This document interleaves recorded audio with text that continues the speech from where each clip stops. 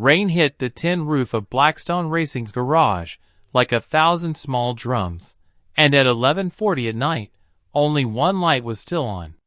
It came from Bay 7, the last bay at the end of the row, where a man named Daniel Cole knelt beside a stripped-down V8 engine with grease up to his elbows and a headlamp strapped up. Daniel was 44 years old. He had been at Blackstone Racing for 12 years. Not one person in the front office could tell you what he actually did there.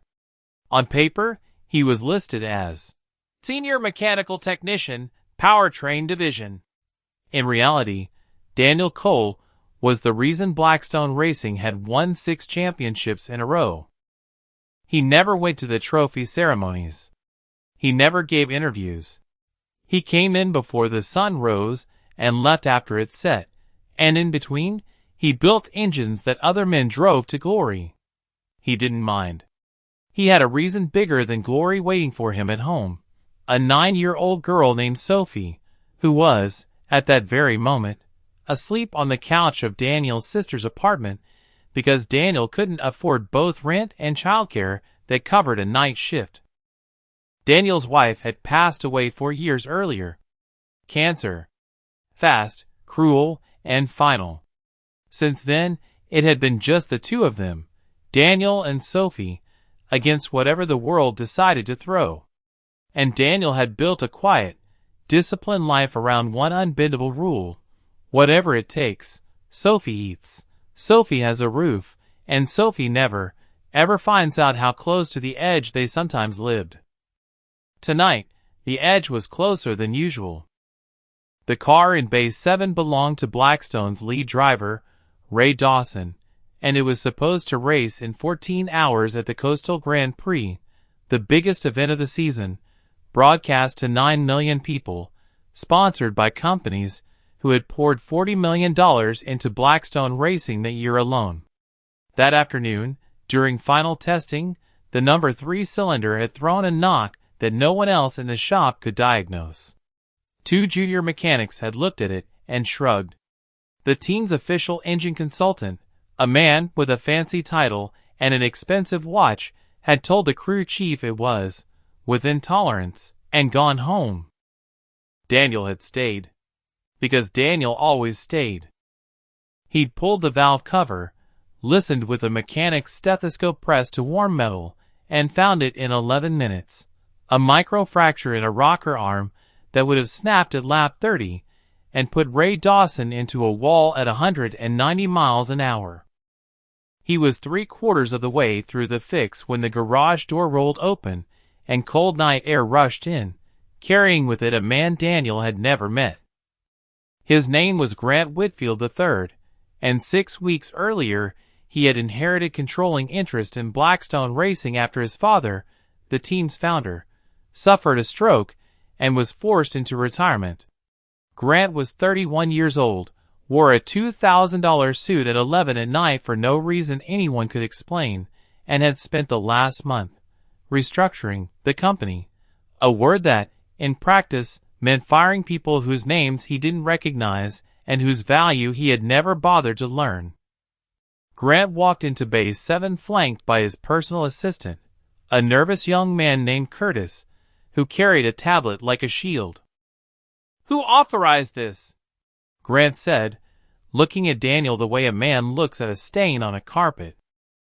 "Someone's hands on a $40 million sponsor's car at midnight without a work order." Grant snapped his fingers at Curtis. "Pull the maintenance log." Curtis fumbled with the tablet. "Sir, the digital system doesn't show an active ticket for..." "Because I haven't logged it yet," Daniel said calmly, still turning a socket wrench with practiced, careful hands. "I found the fracture 40 minutes ago. I'm fixing it now, so the car doesn't kill your driver tomorrow. The paperwork can wait until the engine can't."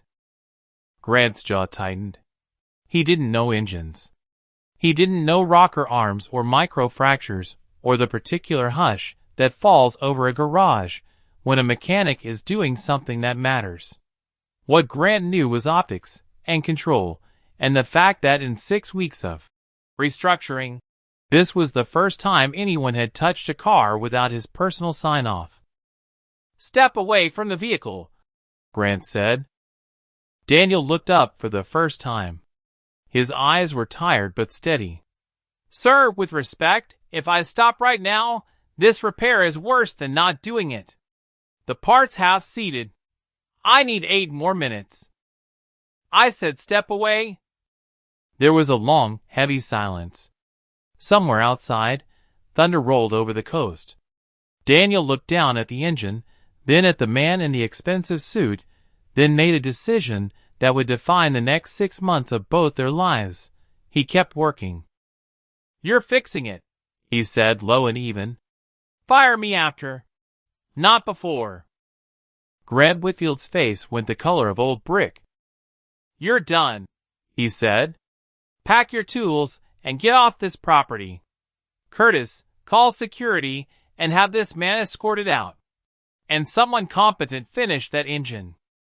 2 security guards, men Daniel had shared coffee with 100 mornings, stood by the door looking like they wanted to be anywhere else on earth. "Sorry, Dan," one of them muttered. "Not your fault, Pete," Daniel said, and meant it. He didn't argue. He didn't beg. He didn't tell Grant Whitfield that he was the man who had designed the fuel injection mapping on every championship engine since 2018. He didn't say that the engine consultant with the fancy watch had, in fact, learned everything he knew by looking over Daniel's shoulder for 3 years. He didn't mention that Ray Dawson, the driver whose life he just quietly saved, had once told a reporter, off the record, because Daniel had asked him to, that "There's a ghost in this shop who makes the engine sing, and I don't even know his name." Sophie was asleep on the couch when he got there, a coloring book open on her chest, a crayon still in her small hand. Daniel stood in the doorway for a long moment, just watching her breathe the way he did most nights, like it was a form of prayer. His sister, Rachel, met him in the kitchen with 2 cups of coffee. She took one look at his face and knew. "They let you go," she said. It wasn't a question. "New guy," Daniel said. "Didn't know who I was. Didn't ask." 12 years, Danny." 12 years, he agreed, and drank his coffee, and didn't say another word about it, because there was a little girl asleep in the next room, and some things a father simply does not let land on a child's shoulders. For the first 11 laps, everything looked fine. Ray Dawson's Blackstone car sat comfortably in second place, the crowd on its feet, the sponsors' logos gleaming under the cameras. On lap 12, disaster arrived, not from the rocker arm Daniel had fixed, but from somewhere else entirely, somewhere the competent replacement mechanic hadn't thought to check because Daniel Cole had spent 12 years quietly checking it for him without anyone noticing. A fuel line, routed the way Daniel always routed it, away from the header heat, with an extra half-inch of clearance that existed only because Daniel had learned the hard way, years earlier, that factory spec wasn't good enough for a car pushed this hard, had been reinstalled after a routine swap by a mechanic who didn't know the trick. It sat exactly where the manual said it should. And exactly where the manual said it should was 11 degrees too close to 200, and on lap 12, that fuel line split. Ray Dawson felt the car stumble, then surge, then a lick of flame kissed the rear diffuser. He was good enough, and lucky enough, to get the car off the racing line and into the gravel trap before it became a fireball, but the season, Blackstone racing season, ended right there in a cloud of white extinguisher foam, live on national television, in front of 9 million viewers, and every sponsor who had money riding on that car. In the garage, Grant Whitfield stood frozen, his $2,000 suit somehow looking cheaper by the second, as his phone began to ring. And ring. And ring. That night, in a hospital hallway where Ray Dawson was being checked for minor burns and smoke inhalation, an old man in a wheelchair rolled up beside Grant Whitfield. It was Grant's father, Walter Whitfield, founder of Blackstone Racing, half his body still recovering from the stroke, but his mind as sharp as the day he'd built the company from a single garage in 1988. "Who?" Grant said. Walter's good hand gripped the armrest of his wheelchair, so hard his knuckles went white. "Daniel Cole. Base 7. Tell me you didn't touch Daniel Cole." Grant's stomach dropped, though he didn't yet understand why. "There was a guy, mechanic, working on Dawson's car without a ticket. I let him go." "Why? Who is he?" Walter Whitfield closed his eyes. When he opened them again, there were tears in them, and not from the stroke. "Son," he said, "Daniel Cole built the engine under every single championship trophy sitting in our lobby.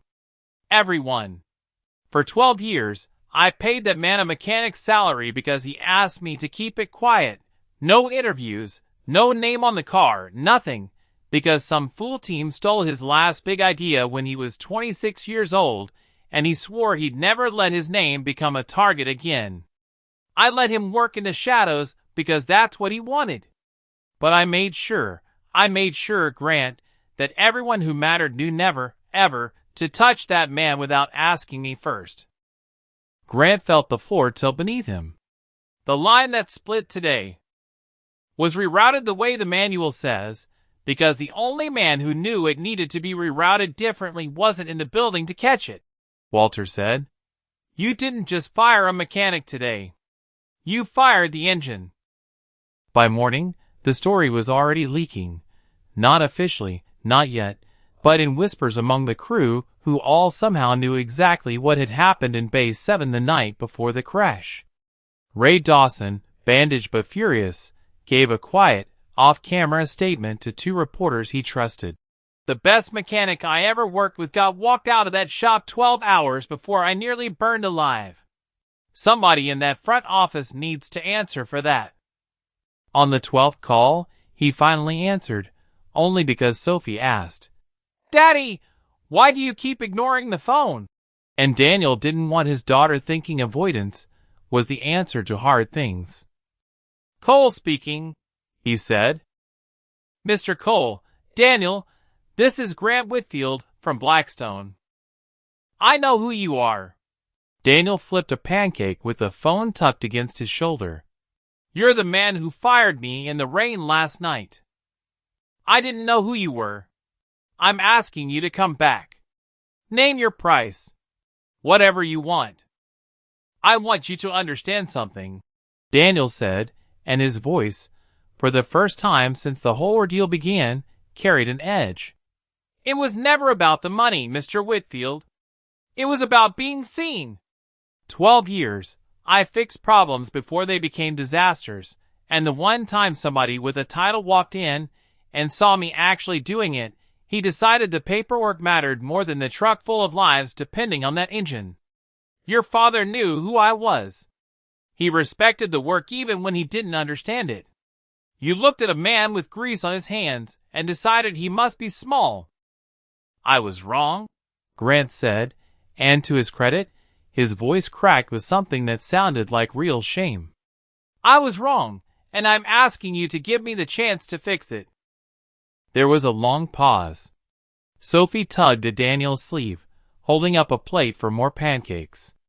Daniel looked at her, this small brave person, who had already survived losing her mother, and never once complained about the modest life her father built for her out of long hours and grease-stained hands. "I'll think about it," Daniel said, and hung up.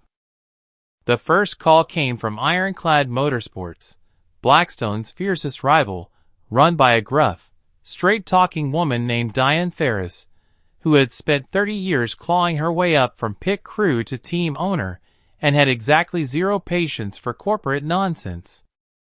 "Cole," she said, the moment he picked up, "I've heard rumors about you for a decade and always figured half of them were exaggerated. Turns out I was wrong, because the half that's true is enough to make me want to hand you the keys to my whole engineering department. I don't care about your quiet guy rule. I don't care if you never do a single interview in your life. I care about wins, and my gut tells me you're the reason Blackstone had 6 of them in a row. Come work for me. Bring your daughter to every race if you want. I'll build you a private trailer so she's got somewhere quiet to do her homework. He thought about loyalty to a company that, until 48 hours ago, he genuinely believed in, even in silence. He thought about Walter Whitfield, the old man who had kept his secret and treated him with quiet respect for over a decade. He thought about Ray Dawson, who'd nearly died because Daniel wasn't in the building. And he thought about Grant Whitfield, 31 years old, arrogant, wrong, but maybe, possibly, capable of learning.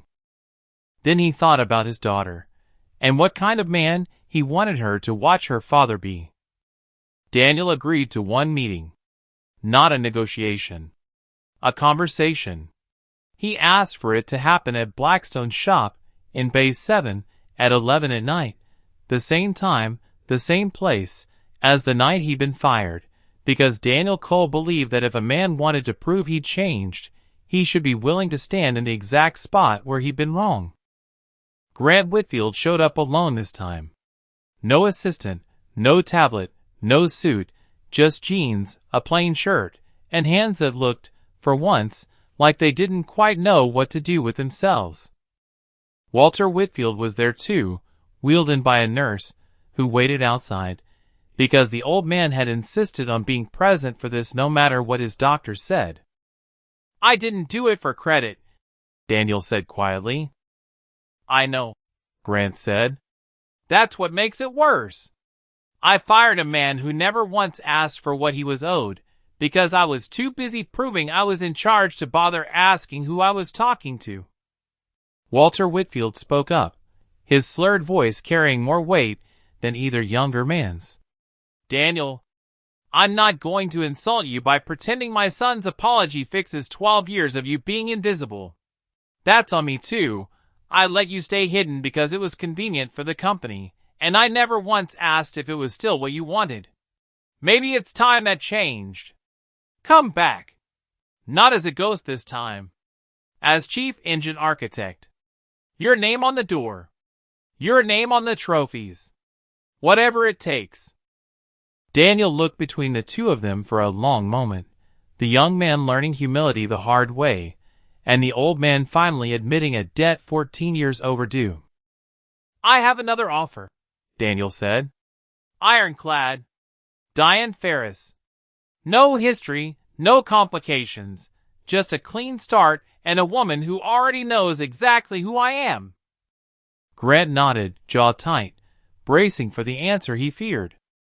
But, Daniel continued, I've got a 9-year-old daughter who's going to grow up watching how her father handles the moment somebody finally sees him clearly. And I think there's something worth building here, not because you deserve a second chance handed to you easy, Grant, but because Sophie deserves to see that when people are wrong, and they actually own it, you give the door a chance to open. Doesn't mean I forget what happened in this bay. Doesn't mean I won't walk if it happens again. But I'll stay. On my terms. Name on the door. Say in every decision that touches the engine bay. And you, Daniel looked hard at Grant. You're going to spend the next year in this shop with me, learning what a rocker arm actually is, so the next time you fire somebody, you'll at least know what you're firing them from. The rest of that season became something of a legend in racing circles, not because of any single dramatic moment, but because of the steady, almost boring reliability of it. Blackstone Racing's cars stopped breaking down. They stopped catching fire. They started winning again, not with flash, but with the quiet, invisible precision of a man who had spent 12 years perfecting the things nobody sees until they go wrong. Ray Dawson insisted, this time, that Daniel's name go on the car itself, a small decal near the cockpit that simply read D. Cole, engine. Daniel argued against it for 3 days before finally giving in, mostly because Sophie saw a photo of the car and lit up brighter than he'd seen her in years. That's you, Daddy, she said, tracing the letters on the screen with her small finger. "Everybody's gonna know it's you." "Yeah," Daniel said, something loosening in his chest that had been tight for a very long time. "I guess they will." Grant Whitfield kept his word. He spent 6 months in the shop most evenings, hands greasy, learning terms he mangled constantly and asking questions that used to embarrass him but now simply made him better. He never became a mechanic, but he became something he hadn't been before, a man who understood exactly what he was in charge of, and exactly whose hand. Walter Whitfield, from his wheelchair, watched his son and Daniel Cole work side by side one evening in October, and told his nurse, quietly, that it was the proudest he'd felt in years, not because of the trophies, but because his son had finally learned the one lesson Walter himself had taken too long to learn, that the people who never ask for recognition are usually the ones who deserve it most. At the end of that season, Blackstone Racing won the championship again, their 7th in franchise history, and for the first time, Daniel Cole stood in the winner's circle.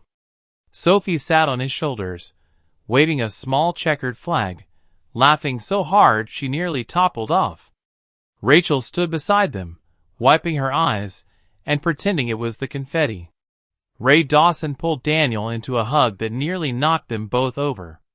Grant Whitfield stood a few feet back, applauding, not trying to insert himself into a moment that had never belonged to him in the first place.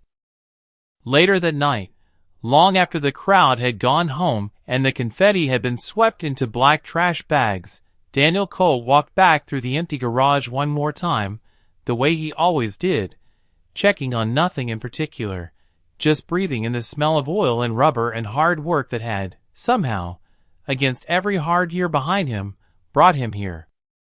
He stopped at Bay 7. The same bay. The same spot where a man in an expensive suit had once told him he was done, and where, months later, an old man in a wheelchair had told him the truth had finally caught up.